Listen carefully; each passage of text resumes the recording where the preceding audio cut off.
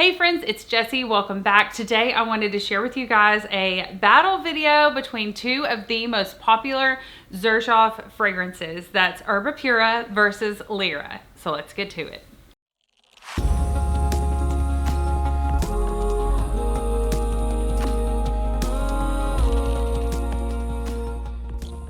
I know Xerjoff fragrances are getting so popular online, on YouTube, on fragrance related everything, and rightfully so. It is a fantastically wonderful, amazing brand that I am excited to continue to explore. But I wanted to share with you guys my first two purchases from Xerjoff fragrances, Erba Pura and Lira. So I picked up Lira last fall, so I've had it about a year, and it's still a love of my life.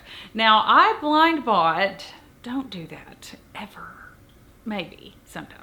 Anyway, I blind bought Erba Pura. It wasn't what I thought it was going to be. It was so much more, but in such a different direction. So let's get into this video. First off, I wanted to ask you to subscribe, smash that like button. Thank you so much for being here. If it wasn't for you, I wouldn't be here. Drop me a comment below. Let me know your scent of the day, and also any videos, battles, single fragrance reviews that you guys want to see. I'm working on a long list of videos right now for you.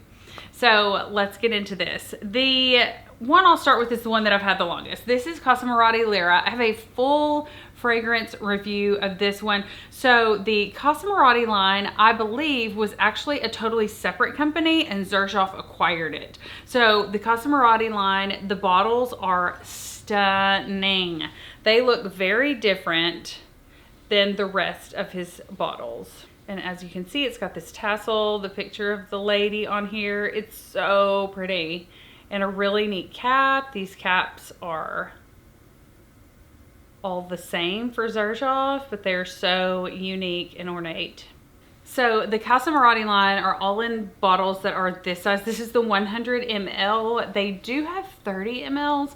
They don't have the picture. They're the same shape, but much smaller, obviously, but not as unique. This packaging is stunning. I will say just a little difference. The top of this has Casa Morati on it, while the tops of the Xerjoff say Xerjoff. So even though Xerjoff owns Casa Morati, it's almost like a group of fragrances within a big parent figurehead. Does that make sense?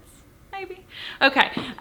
This is a citrus, warm caramel. I'm working on my top caramel videos. I think this is the perfect time of the year to experience and play with different caramel fragrances, because I mean, we're drinking caramel spice lattes and things like that. So I just think it's a beautiful fragrance for this time of year. This is light enough that I did wear this some this summer, and it gets really hot where I live. So it's a gorgeous fragrance. I did wear it at night and not during the day, but I did wear this spring summer for date night, for things that I was doing in the evening when it would be a little bit cooler and not like middle of the day hot, because I just personally don't want to wear caramel spicy middle of the day 100-degree heat, because that's, I mean, the heat index here will get up to 100 quite frequently in July and August. It's just that hot. But this is a beautiful fragrance. I love this packaging.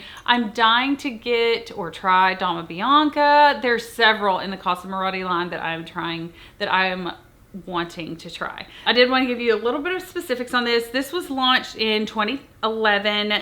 It's a citrus caramel vanilla. They said on the website that it might be a little animalic. I get no animalic touches whatsoever. It was released or created by Chris Maurice. The top notes are blood orange, bergamot, and lavender.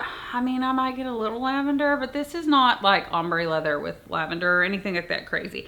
I get a lot of the cinnamon. I get some of the jasmine in the mid. It also has licorice, which I do not like at all, and I get zero licorice. So if you're like me, don't let it scare you away. And then the base note is caramel, vanilla, and musk, and that's what it dries down to, and it is so pretty. It's like, I don't know, an orange cookie or baked goods or something. Oh, I think we have a train again. Sorry, guys. Anyway, that's Lira by Casa Morati Xerjoff. Then we have my next Xerjoff purchase. Why I blind bought this, I do not know. Actually, I do know. It was so hyped up, and I was like, what's the hype? Okay, this has got to be one of the coolest bottles ever. This almost looks like it's straight out of the 70s or something, because it's velour or velvet, and the color is gorgeous. There's some others in this line. I know there's a like golden one, but this is so iconic. I mean, the shape of this is just beautiful. It has the Xerjoff here on the top of or on the bottom of the cap, and it's to die for. So while I have done a full review of Lira, I have not done a full review of Erba Pura, or Erba Pura, however you want to say it. It's Italian. It is what it is. Okay, so I watched several reviews, and one of them I remember was a guy who works in a fragrance store, maybe in Miami or something.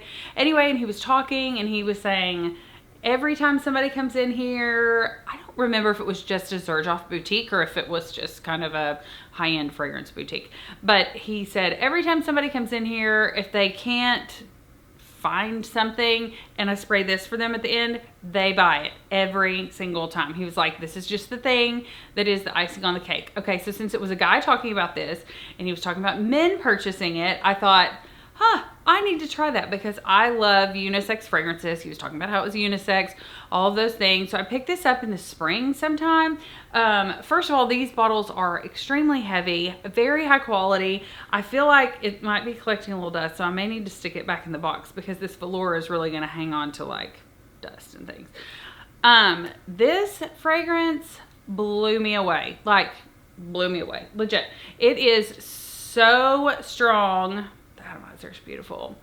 It is so strong. It is so sweet. It is so fruity. So this is a 2019 release from Xerjoff. Citrus, fruity, sweet. That's kind of the direction we're going in.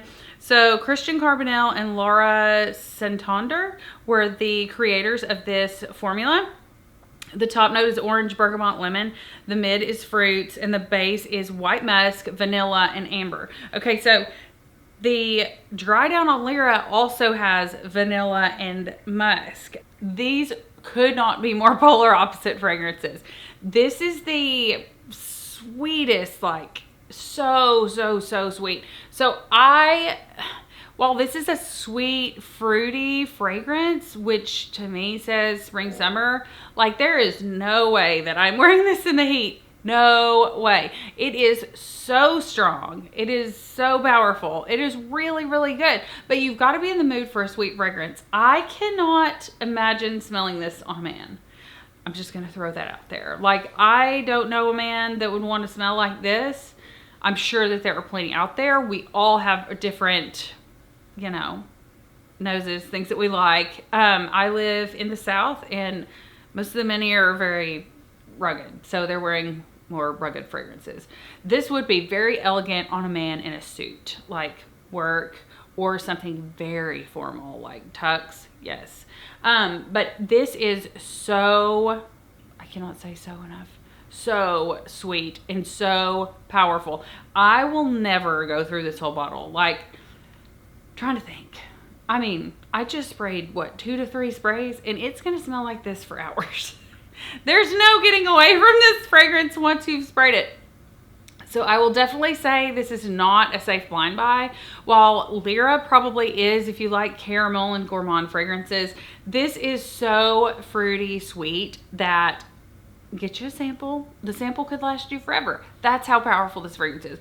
They did a fantastic job blending this fragrance because it is fruity, but you don't really pick out individual fruit notes. At least I don't. It's just really fruity and very sweet. It is really nice. I like to wear this when I'm dressed up for something, but it's a 1, maybe 2 spray max fragrance. It lasts forever. This is probably one of the most potent fragrances in my entire fragrance collection, and that's saying something because I have Initio's Side Effect. I have so many bold fragrances that I love, but this might take the cake. Like, this might be the most bold fragrance in my collection. It's beautiful. It's gorgeous. I want more Xerjoff fragrances. I love this fragrance. I just feel like it should come with some kind of warning label that it is maxed out. So you're getting what you pay for. I will have this bottle of fragrance for probably in the next 5 to 10 years, because if it's a 1 to 2 sprayer and it's 100 ml, that's just not that much fragrance to be going through. Plus, I'm not going to wear this like, I mean, you could throw it on with like a white v-neck t-shirt and some jeans, like looking cute, but I feel like it requires something more elevated, more formal. And I don't go to a ton of formal things. Let's be really honest. I am more of like leggings and sweatshirt, or skirts and golf attire. I am not super formal. Anyway, I am going to an event this week, and I might wear this because it is outside. So this could work really well. So could Lira, just saying. So between these two fragrances, I really do need to do a full in-depth single fragrance review on this, because it is so good, but it is so in need of explanation on YouTube, I feel like. So we've got Lira and we've got Erba Pura. So my battle video criteria is always, if Xerjoff stopped making one and only made the other, which one would I want them to continue to make? Now, that doesn't mean that I dislike either one of these. I actually really like both of these. They are just opposite ends of the spectrum in every way. Projection, sillage, scent trail, how long they last, beast mode, how many sprays you need. I'm going to go in with 6 to 10 sprays of Lira. I'm going to go in with 1 to 2 of Erba Pura. That's just how different these fragrances are. And while this opens with orange, it's much more of a like warm fall, like spicy warm vanilla, and this opens with fruit and more fruit and just overall sweetness. So if I had to pick one and they quit making the other, I don't want to say the clear winner, because I do like them both. I'm keeping them both in my fragrance collection. The winner is the Casa Mirati's Lira. I think that this fragrance is so much more wearable. I could wear this every single day. Now, the price tag may not allow me to wear it every single day, but I could wear this every single day and still feel very special, very different, very unique. There's not a designer fragrance that I feel like smells like either one of these, honestly. There's nothing that I can think of or that comes to mind that I'm like, oh, that could be a dupe for one of the two of these. No, nothing, not even close. So Lira just has my heart, and it always has had my heart. And I think it's the caramel and the cinnamon, just the warm spices. That's just my jam. I love a good warm gourmand. So let me know in the comment section below if you smelled either of these, what you think, which one you would pick if you had to battle it out. Also, are there other Xerjoff fragrances that I should try? Let me know in the comments below. Thank you guys so much for watching. Don't forget to hit subscribe. I'm here every Monday, Wednesday, Friday with new fragrance content. Also some essential oil fun, because essential oils are usually what make up fragrances. So I like it all. Anyway, thanks so much for watching. Smell you later.